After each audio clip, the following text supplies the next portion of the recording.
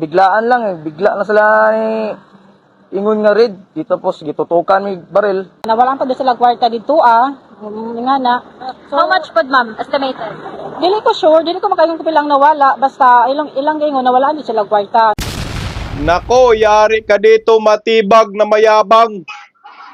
Matitibag ka talagang hinayupa ka.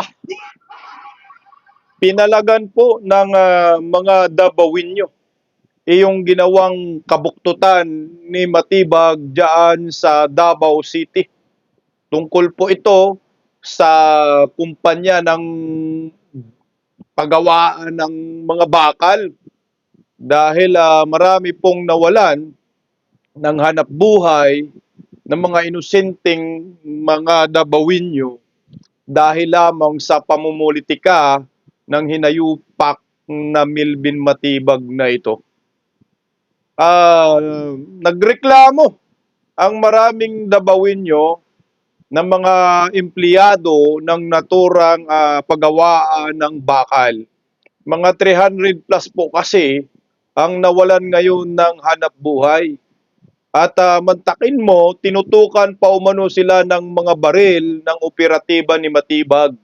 At bukod pa riyan, ninakawan pa daw ng pira itong mga empleyado. Anak ka ng kagwang Matibag, balik mo yan! Pati ba naman, maliit na mga halagang pera ng mga empleyado, pinatos ng operatiba ninyo. Ayon po sa mga empleyado dyan sa naturang paggawaan ng bakal. At ang masaklap niyan, hindi lang mga empleyado ang nawala ng pinagkakitaan dito. Pati po yung mga junk shop na nagde-deliver ng mga scrap na mga bakal dyan sa naturang kumpanya, ay nawalan din po sila ng hanap buhay. I think mga 170 plus na mga junk shop dyan sa Davao Region ang nawalan ngayon ng pinagkakitaan. So ngayon, yung junk shop na yon ay may mga suki na rin po silang mga ngalakal. Nawalan rin po sila ng hanap buhay.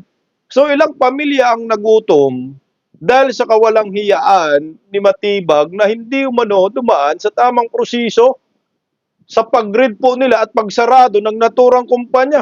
Kunyari lang to si Matibag para sabihin may nagawa bilang isang NBI director. Pero ngayon, nagbumirang sa'yo, galit ang mga Dabawinyo dito kay Milvin Matibag. Dapat persona non grata itong hinayupak na to. Masyado ng aso. Magandang tanghali po sa ating lahat. Palike po muna, pa-share, pa-subscribe at pakipindot po ang inyong mga notification bell para lagi po kayong updated sa ating mga video. So umpisahan po muna natin na sa balita noong pagsalakay ni Matibag, illegal daw walang coordination. Diyan sa naturang kumpanya na sinasabi ay substandards daw at merong radioactive. Pinatos po yan. Pinalagan po yan ng mga empleyado na matagal na pong nagtatrabaho. Ang sabi nila wala pong radioactive at hindi po daw nakipag-coordinate itong NBI sa kumpanya. Narito, pakinggan po natin. Sinalakay ng mga otoridad ang umano'y pagawaan ng substandard na bakal sa Davao City. Banta rin daw ito sa kalusugan ng mga manggagawa dahil sa mga delikadong material. Para sa detalye, may Express report si Mobile Journal Jazz Paredes. Jazz, anong nangyari dyan sa operasyon na yan at paano ba yan natuntun?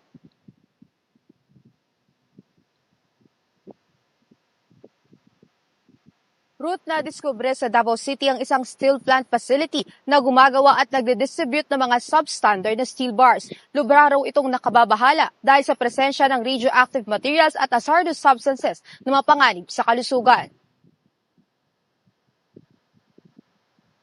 August 13, 2026, nagkasa ng interagency operation ng NBI, PAOK, PNRI, AFP at iba pang mga ahensya upang salakayin ang Davao Mighty Steel Corporation, isang steel plant facility sa Davao City dahil sa umunoy paggawa nito ng mga substandard na bakal at iligal na paghawak at paggamit ng radioactive materials. Naisalba mula sa operasyon ang 174 na manggagawang Pilipino na pinangangambahang may matagal na exposure sa radioactive bearing materials at iba pang hazardous substances. Inaresto ang nasa 14 na individual na binubuo ng mga manager, technical at administrative supervisors ng kumpanya. 10 dito ang mga Chinese incorporators. 7 suspect naman ang patuloy na pinaghahanap. Ayon sa NBI, ito ang ikalawang steel plant facility na kanilang sinalakay dahil sa paggawa ng mga substandard na bakal. Sa kanilang paunang investigasyon, kanilang natuklasan na nasa 70% na ginamit na material sa mga gumuhong estruktura sa magnitude 7.8 lindol na yumanig sa Sarangani noong Hunyo ay mula sa DMS. Mula noon, kanila nang pinagpatuloy ang surveillance sa nasabing kumpanya. Kanila ring sinusuri ang posibilidad ng kaugnayan ng mga pasilidad dahil sa pagkakapareho ng mga pattern sa mga natuklasang operasyon ng mga nasabing kumpanya. Okay. Roots, Ayan po yung sinalakay ni Melvin Matibag. Ang tindi, no, kasi iniligtas daw ni Melvin Matibag yung mga empleyado dyan dahil sa radioactive. Anong iniligtas? Hindi nyo iniligtas, ginutom nyo, hinayupak, ninakawan nyo pa. Ayun po sa mga sa mga empleyado yan at tinutukan nyo pa ng baril. Yan ba yung iniligtas ninyo? Radioactive, sa tagal na po nila dyan, kung merong radioactive, edi sana nagkasakit ng mga yan, pati pamilya ho nila. O sabi nila, 75% daw, 70% ng mga nasira na mga kabahayan diyan sa Sarangani ay ang supplier daw ay galing sa kumpanya ng bakal niyan. Ibig sabihin yan, pinagkakatiwalaan yung naturang kumpanya ng mga taga-riyan. Mantakin mo yung 70% ng mga kabayan, yung bakal galing dyan. Talagang malakas po ang lindol, Melvin Matibag. Sige nga, bakit doon sa Baguio, di ba, nilindol din. Sa Cebu, nilindol din. Bakit hindi po kayo nakahanap doon ng supplier ng bakal at sisihin po ninyo na yung mga bakal ay nanggagaling doon sa paggawaan ng bakal kaya yung nagsibagsakan yung kabahayan? Wala, to pamumulitika lang. Para sirain lang ang mga Duterte, wala na. Basta lang. Pero hindi po nila nakita yung epekto nito. Kasi nga, paano po nila, anong investigasyon ginawa ho nila para malalaman mong substandards yung naturang bakal? Meron ba kayong eksperto, mga scientist, na pumunta dyan na tinisting yung bakal para malaman mong substandards ang production nila? Meron ba kayong mga scientist na pumunta dyan para sabihin merong radioactive? Wala. Ang pumunta dyan, kayo Matibag, mga aso. Ang hirap sa inyo, tinutukan nyo pa ng mga baril itong mga empleyado ayon po sa kanila. Ninakawan pa. O, narito naman po yung sagot ng mga empleyado na nawalan po ng hanap buhay. O, ito, pakinggan po natin ito mga kabisdak. Yes, mga kasama may hapon, live ta diri sa may Davao Mighty Steel Corporation sa may ilang ingatong syudad sa Davao. Labi na nga nagbarikada kining mga empleyado human nga mawadan sa panginabuhian, may kalabigitan sa itong pag-raid sa National Bureau of Investigation tungod matod mga kasama sa mga paglapas. So, sa karon adunay gibada-bana mo kabat sa 300 ka mga empleyado ang gingong nawadaan sa panginabuhian tungod sa mga pag-raid. Og Okay, sa mga hindi Bisaya, 300 daw ka mga empleyado ang nawalan ng hanap buhay dahil sa kawalang hiyaan na pag-grade na hindi dumaan sa tamang proseso. Okay, pakinggan po natin sila. Sa mga hindi Bisaya, panoorin nyo lang, itatranslate ko lang yung buod na pangyayari, sinasabi nila. tay makauban diri, ang makauban na to ang mga empleyado nga sa karon nang hinaot nga makabalik sila silang trabaho alang sab sa ilang panginabuhian mga kasama. Og doon na tayo makahinabi si Mama may hapon. Unsa kay May hapon, sir. Oo. Ang amo alang yung mulo, sir, no, sa nahitabong rate, gawas sa emotional na ilahang nadulot sa amua, sa kahadlok, nagintukan mig baril, isa mo yung panginabuhian, sir. Oh, dili may basta-basta na pag mawad na mig trabaho, makakita agad mig trabaho. Dili hingon ana o pang long term ang amo ang ginapangayo. Dili lang ang sahod na nadili namo within 15 days, dili lang kana amo ginahabol kundi long term Kaya ang 15 days na sahod, dili na makabuhi sa amua for 1 month, 1 year. Dili jud, long term amo ang ginapangita. So karon sir, amo ang ginahangyo unta, labi na ato ang panggobyerno no, na unta hatagan nila og action kini amo ang mulo karon.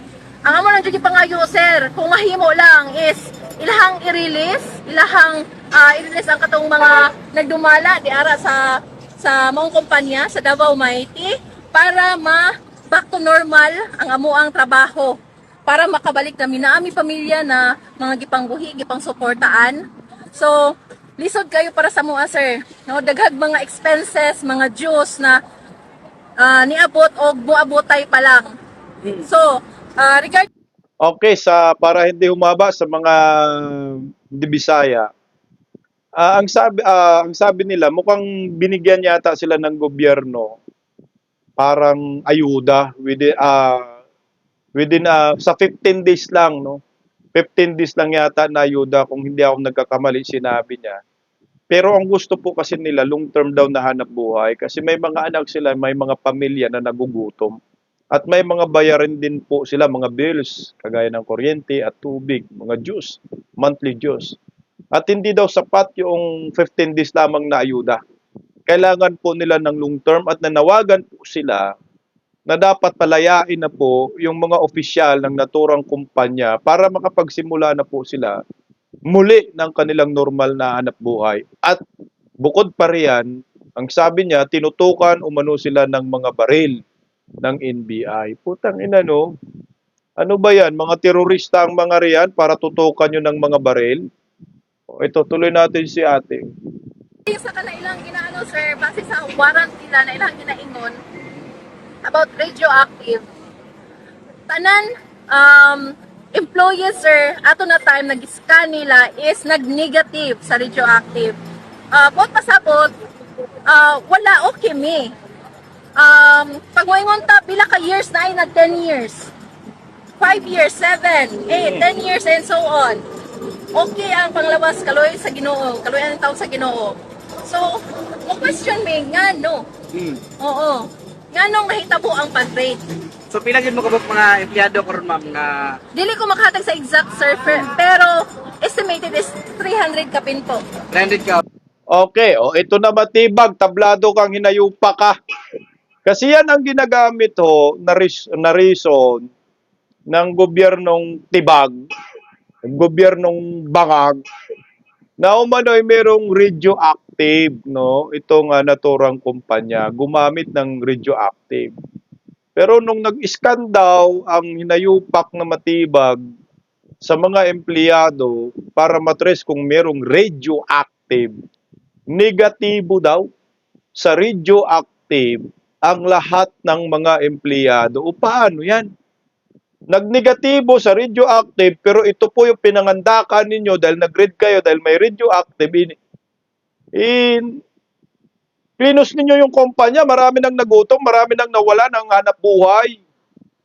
O dapat may kaso to.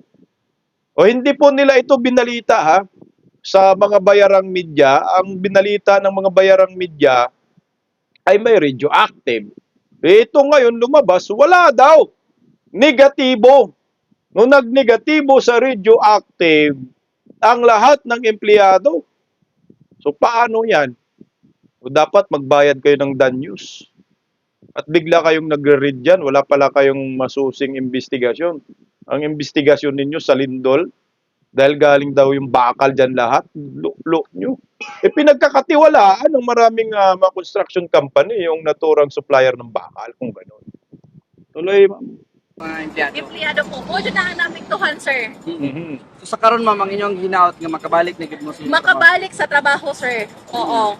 Apa yung mga istorya po sila ma'am before sa pag-grade unsa ilang communication sa inyo? Ano pa yung mga demand letter nga kung sa problema inyo ang i-rectify diri sa kumpanya? Wala sir, diretso ang tanan, surprise ang tanan. Tanan na nasa sulod. Naapil pa gani ang walay labots na na mga employee, mga supplier lang, mga driver naapil pa man gani. Ang mga guard diri gitutukan na nila dayon dito sa og baril. Tapos dito sa office, sa sulod, first to fourth floor, gipang tutukan nila tanan og baril. Kami okay kayo amo ang pagpanarbaho sir, wala gihimong dautan, mga papel ang naa mo dito, kaamong i-process, bayad sa mga supplier. Karon sir, ang nahitabo, daing kagintahon mi, kaya pati mo cool ba kay tagas pa naman na baril ang mututok sa imuha. Dapa. Mura bag na nakatrade sila sa mga sir na kanang nami gibuhat na di maayo na illegal. Yung na ang atrato nila. Naalan pa maginan ako sila ng mga terorista na sila. Kaya kaabi na kung nasudlan dyan ng terorista ang maong building. So mga NBI day sila sir. So after ipadapa. Walay proper communication nga. Walay proper na communication. Actually sir, naay isa na trabahante ang nag-ingon sa ilaha na sir, pwede day na mo dayon without ganang inspection first. Aba, wala nag-inspection, na dayon violation. Aba, questionable. Wala inspection, wala demand letter, na dayon violation. Karon sir, sige siya pangutana, pero ginapa-feel nila sa mga sir. Ako personally sir, kusubon jud kumutanaw kung unsa jud ang kalidad sa tao no. Naisa ka NBI sir, for example si ma'am ang naga-question, ginaala niya, sir, ano ba? Ginapaano niya? Usa ang feeling na mo ato sir? Gikan pa mi gitutukan, kul ba kayo mi? Para sa ako sir no paganaon ko, fret na to para sa kuha ba? Oh, nausa pa na, sir, hilom na? Oh, ayaw na istorya, ayaw na pangutana. Ano ba ang gusto niyang ipaano? So, mo siya sir, mo to ako mga nabantayan. So, ako na tuniingon ako mga nabantayan ha. Ipasahan di kuwara, takot-ato. Sa mari lang to na about radioactive daw. After atong ipagawas mi maliban sa mga nagdumala. Kung sila yung mga bakal nga mag-ibang kuha di ma'am gipan. Okay, so ang punto ni atin yan, meron daw isa sa mga tauhan ng naturang kumpanya ang nagtanong sa NBI na pwede ba daw diretso agad read? Hindi ba ho po pwede na nag-inspection muna kayo para makita ninyo kung ano ang violation ng kumpanya, kung substandards ba talaga or hindi. Tapos kung may kautusan tapos hindi sinunod ng naturang kumpanya. Yun yung punto ni ate. Ang problema, diretso-diretso at may kasamang pananakot daw.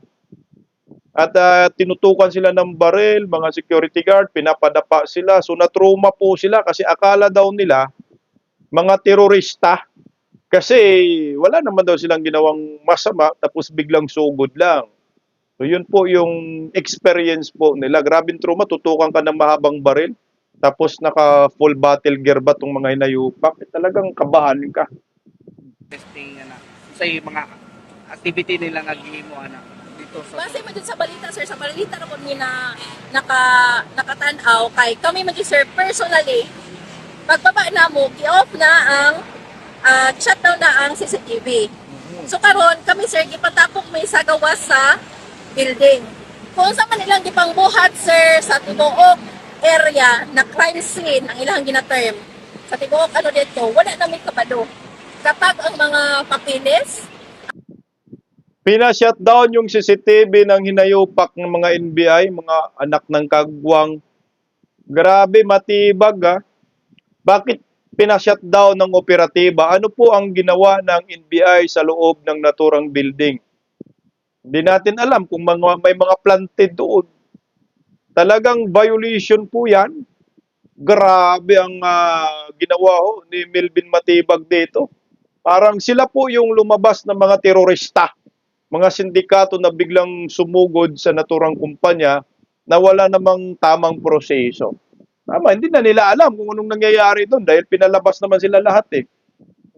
mga bag abre, pati mga pitaka, mo nang naay mga nawantan, mga cash, mga gamit nila. So, kung radioactive lang ilang anuhan, sir, anong kailangan pa isa-isahon? Kung ang area ramaday ang ilahang kuanan. So pila ka mga kauban ninyo ma'am karon ang gidakop nila? Ang gidakop nito, sir, 14. Mo to ang last update po gahapon. Yes, gabi 14 po katao. Ang naali ato. Ang inyong panawagan karon ma'am sa NBI o sa gobyerno. Ang panawagan dyan na mo is isa lang dyan. Mahuman ni na unta, marinis sila, mabuyan sila, o mabalik sa normal ang operation sa maong planta. Kaya para makabalik na in taon mi sa mga pagpanarbaho. Kini ako mga kaubanan, voluntaryo ni kay kami naapektuhan. Kaya ang media na ilahang ginapasunod lang dito, Sir Jory, ilaharapod, ikan Maynila, which is bias, gibayasan jud mi.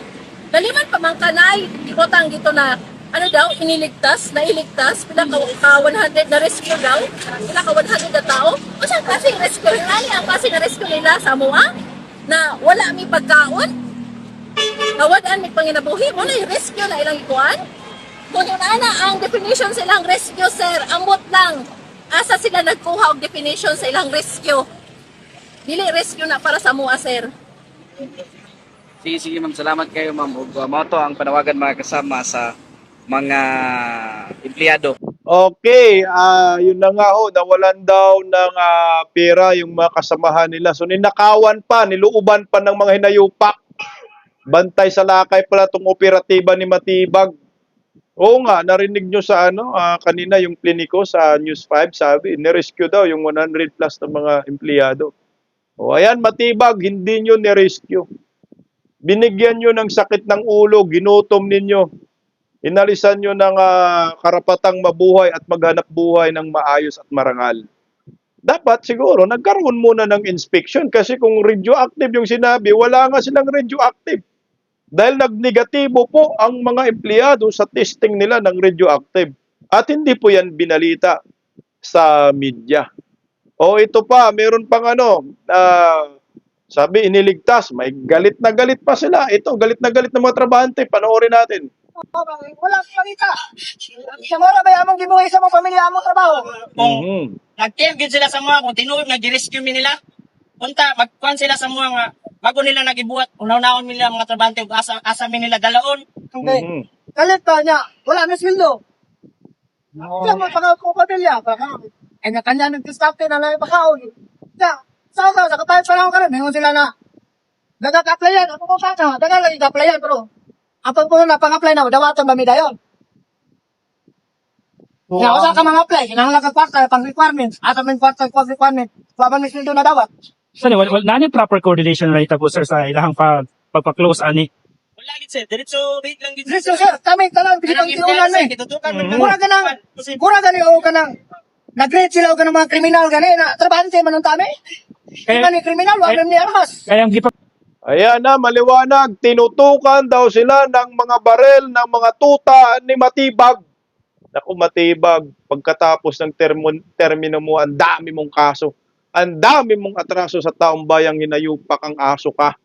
Tuloy, tinutukan daw sila ng baril. tawas nila sa balita nga, gisave daw mo. Girescue daw mo. Na pala gisig nga gitanggal na may trabaho. Oo. Girescue ba? Girescue, di ba? Isa pa, uingon sila nga girescue, wala man may gikidnap sa kumpanya. Wow lagi. Wala man may gikidnap. Wala man may kistihin. Tama. Ikulong dia. Kasi inyo sir, say idea niyo nga main reason nga nung gi-raid mo. Ang number one na kinakuan sir, ang sa karon radioactive.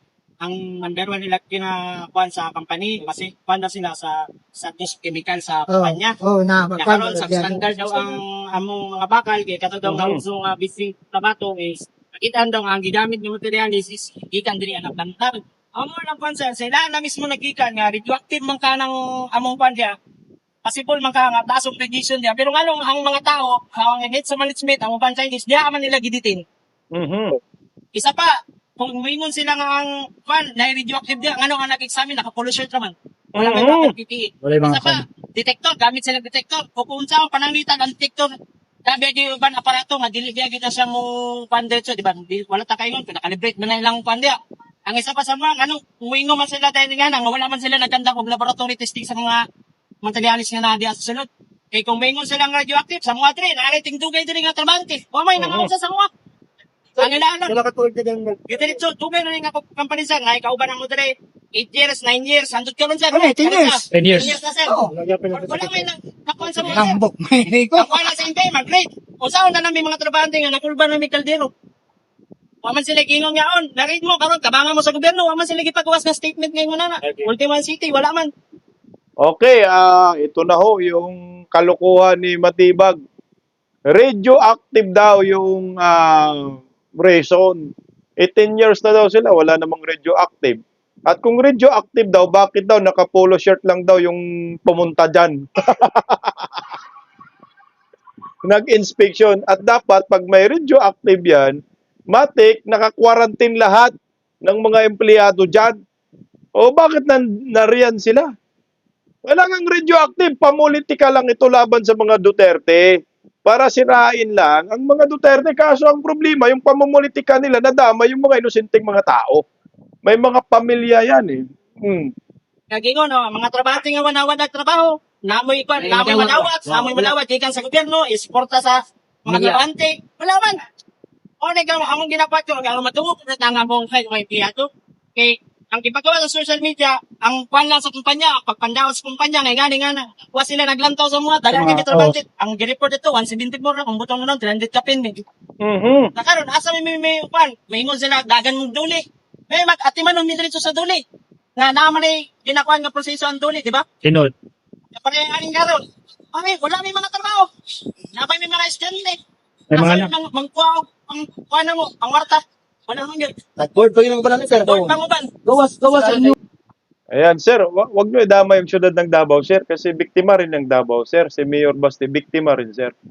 So ito na nga ho yung nangyari ngayon, di ba? Gumawa sila ng katarantaduhan. Ngayon, itong mga empleyado,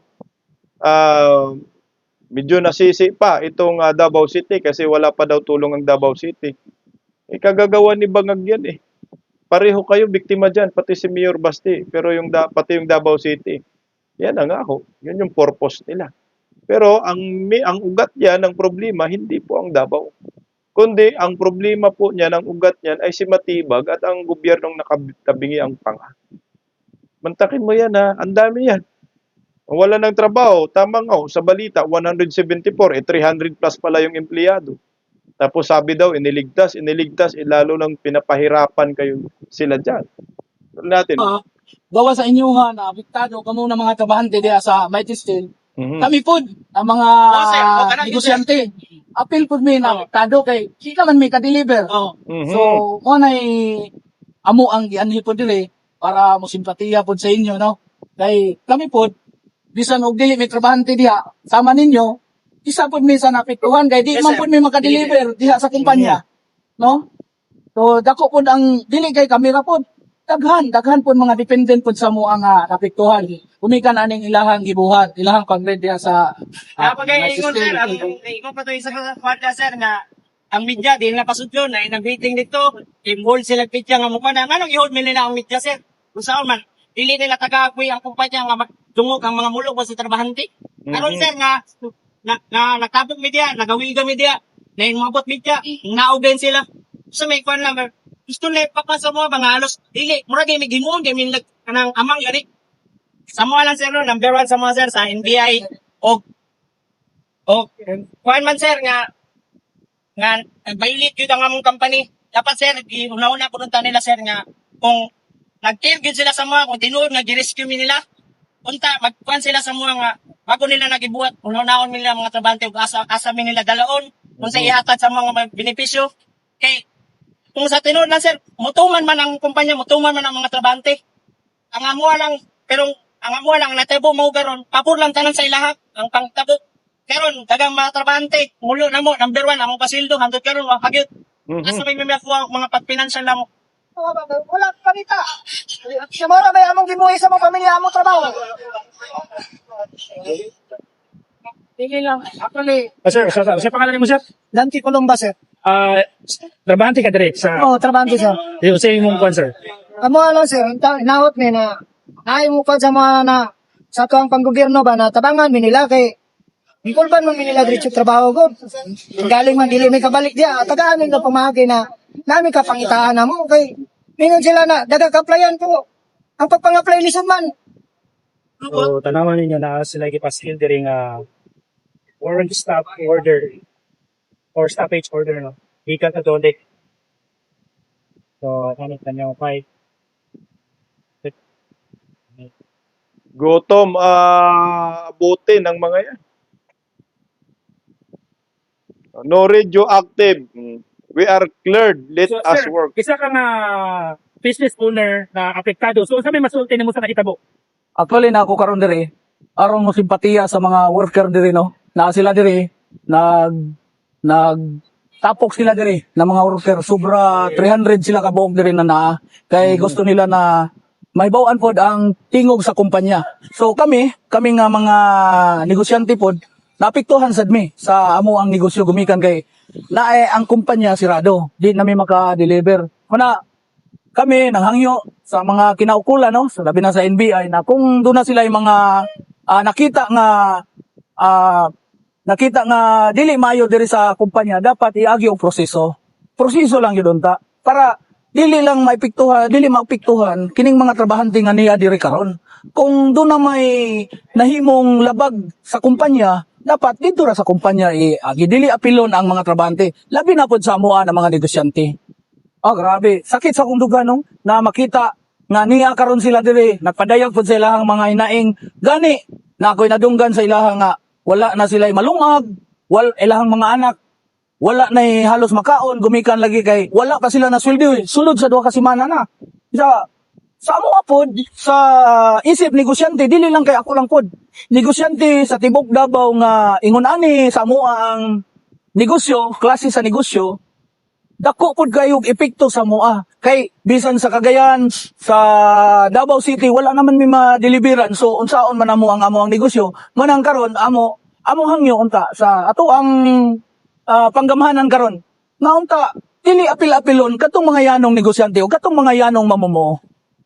Og naa sila yung mga nahimong mali. Sila lang iproseso nila. Ayaw iapil ang mga sama namo og sama sa mga tao nga niya karon diri. Pamumulitika yan, sir. Yan ang maliwanag dyan. No? Kasi nga, isipin nyo, yung mga yan, umaasa ang kanilang mahal sa buhay sa kanilang sahod. Siyempre, aaray ang mga yan, magre-reklamo.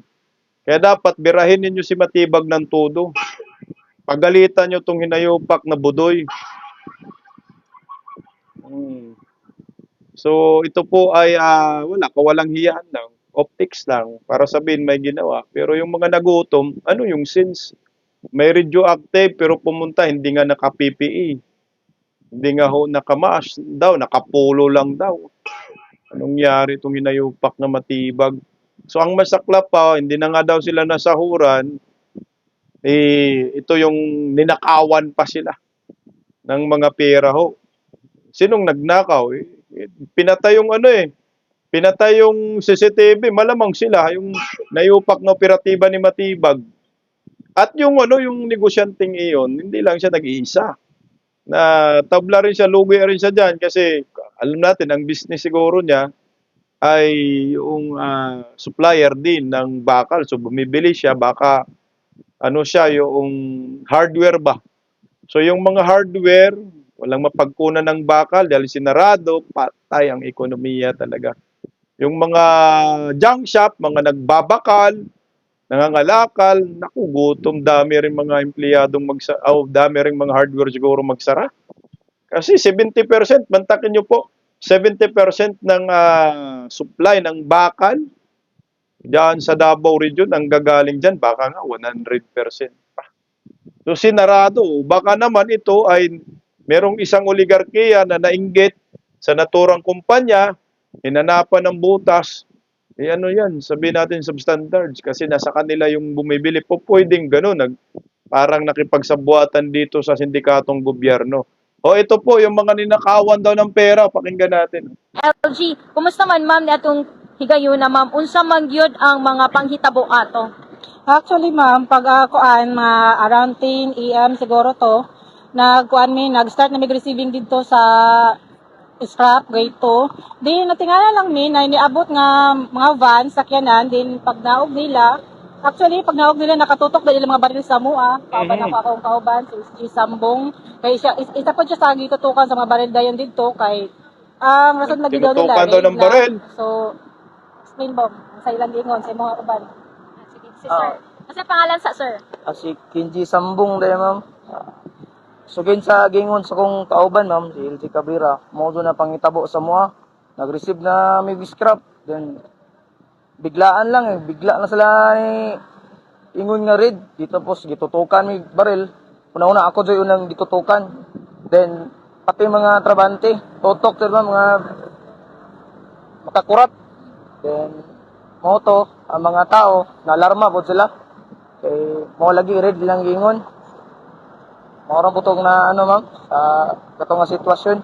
Tinutukan daw sila ng baril. At natakot daw sila, nagulat daw sila. Bakit tinutukan sila ng mga baril? Sabay sigaw daw na, read daw ito.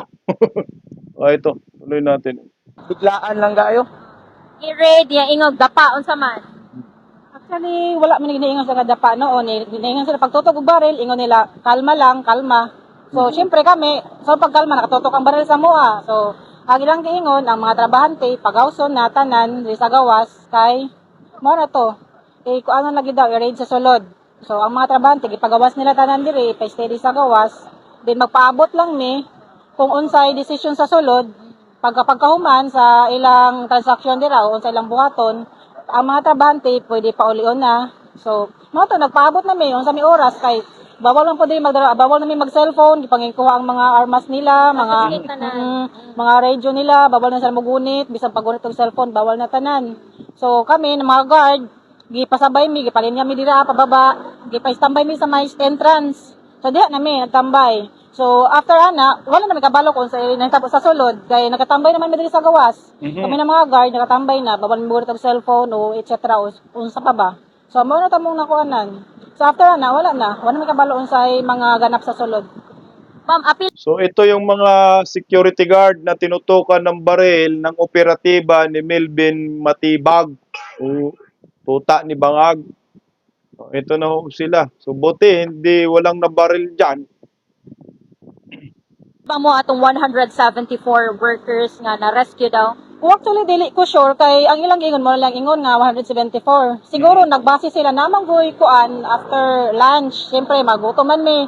Nangadto mi didto kaingon magalagi pagkaon. So bago mi tagag pagkaon, dapat may gipamirmahan nga mga document, unom ka page. So kami, perma na lang pud mi dito. Initial ma'am unsay gisulat ninyo dito? Mga kuan naman to, mga pangalan namo, nganong nakasulod mi diri, kinsa nagpasulod sa amua, okay ba ang mga pasweldo, ingana lang. Di na naabay gipangutana dito ma'am nga nagkasakit mo or exposed mo sa radioactive unsa ba mga diha? Oo, related questions. Oo na pero among gibutang dito, syempre okay man mi, wala man mi na sinatian nga nagkasakit mi dira So gibutang namo nga okay mi, mabuti mi. Oh, mara to, magibutang dito. Then after ana, pagkaman namo, ipasa pa man namo dito sa sulod, then bago mi tagag pagkaon, after picturean pa jud mi ana, murag mi. Sige picturean mo. Picturean pa mi sa naman sa cameraman sa sulod.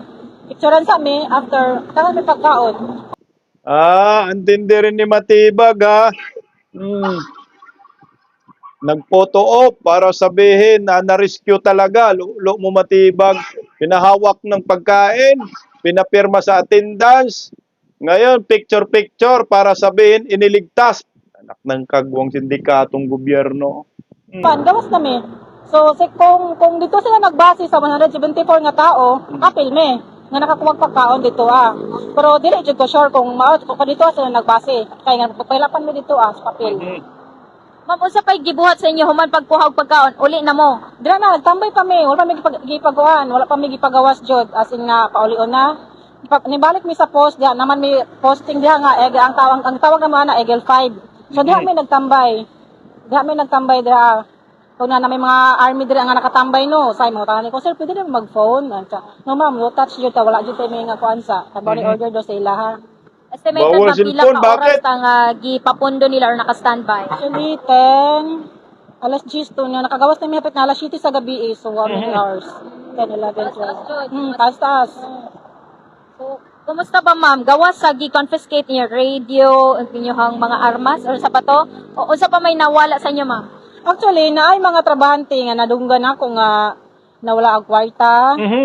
Silang mga bags, din ang tindahan pod. Naman may kantin dito actually sa sulod. Nga dito kaya ang mga trabahante bawal man jud mo gawas. So na may kantin, sariling kantin nga para ang mga patrabahante dito na mapaon, mapapalit. Din ang ko nadunggan ako nga nawalan pa sila kwarta dito nga na. So, how much pod ma'am estimated? Dili ko sure, dili ko makaingon ko lang nawala, basta ilang gingon nawalaan din sila kwarta. Napay mga trabante sa taas na mga katabang sulod naman actually namin katabang sa sulod sa taas. Napo din nawalaan ko daw sila kwarta. Pero ang ilang palingon dati, pabalikon daw sila, pero ako alam ni Hakay nakaisura man ako sila. Napabalikon daw sila after pagka tomorrow, di ba, karon grade. August 13. August 13, pagka August 14, pabalikon sila kay refund lagi daw sila. So pagka 14, nabalik na sila diri di naman kasulod. Di na pasudlan dito Ibin mga abogado sa Mighty dili pasudlon. Kaya lang reason na ay radioactive sa sulod para safe daw. Mura mo daw ko ni bawan, ma'am.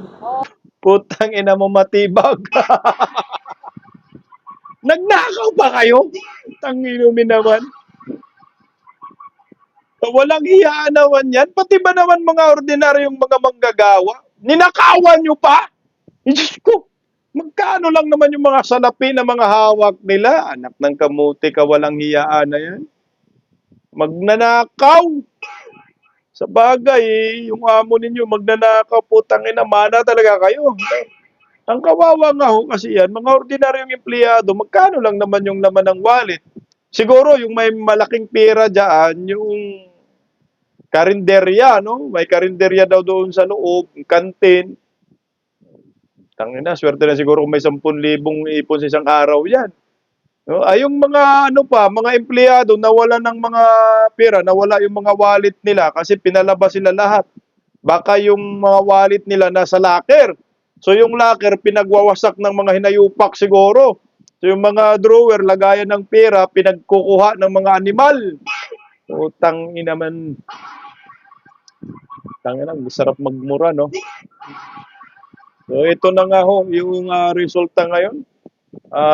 Pumalag po yung mga empleyado ng naturang kumpanya na ginagago ni Matibag. May mga baril nga, akala mo susugod sila sa giyera. Ayan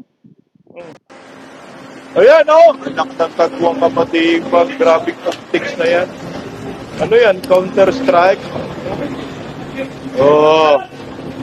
Los po Matibag. Dapat tong mga to, pagkakasuhan tong mga to.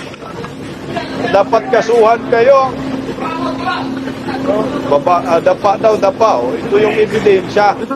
Napatunay na nananuto kayo ng baril sa mga inosenteng empleyado dyan. So natruma ang mga yan.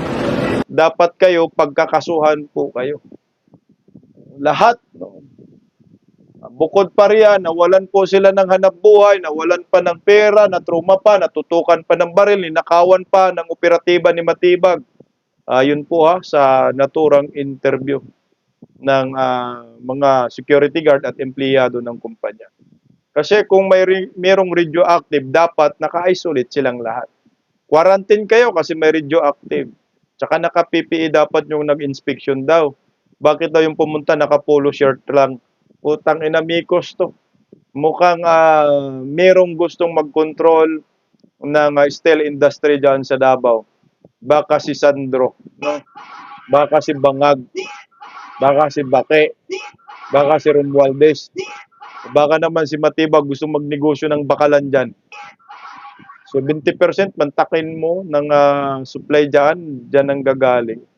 Isang kalukuhan po itong ginawa ni Melvin Matibag dyan sa kumpanyang iyan. Maraming nagugutom, maraming nawala ng hanap buhay. Hindi lang mga empleyado, kundi yung mga empleyado ng mga hardware, ng bakalan, tsaka yung nangangalakal ng bakal, yung mga scrap na bakal na nagbibinta dyan, puta, ang daming nagutom. Kagagawa na naman ng gobyernong nakatabingi na pa nga na inggit sa mga Duterte. Matibag, dapat mapersona non grata itong hinayupak na to. Paggising sa umaga, tanghali at gabi, nakikita ko ang post niya, ang hapdi. Paano nga ba to? Di ako makatanggi. Watch ko na lang at isipin ng mabuti. Bisdak Pilipinas. Bisdak. Sa bawat blog may laban sa kasinungalingan.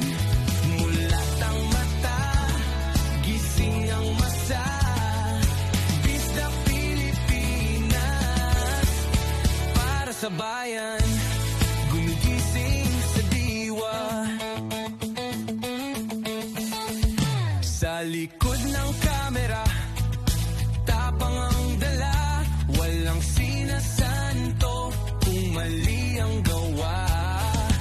Hinay-hinay, pero palaban, boses ng tao sa digital na labanan. Bisdak, tinig ng katotohanan, sa bawat vlog may laban sa kasinungalingan.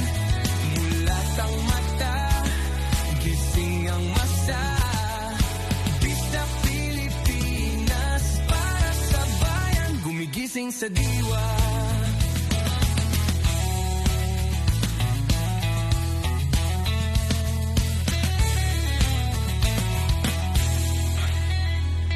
Hindi artista, hindi politiko, pero ang katotohanan, sigaw niya ay buo. Sa YouTube o Facebook man siya makita, may aral ka pa rin, may uwi sa bawat salita. Bisdak, gising sa katotohanan, di lang kwento, kundi panawagan. Sa bawat Pilipinong naghahanap ng liwanag, Bisdak Pilipinas, kasama sa pagbangon ng bayan. Bisdak Pilipinas, boses ng masa, gising ang diwa. Sa vlog mo, may pag-asa.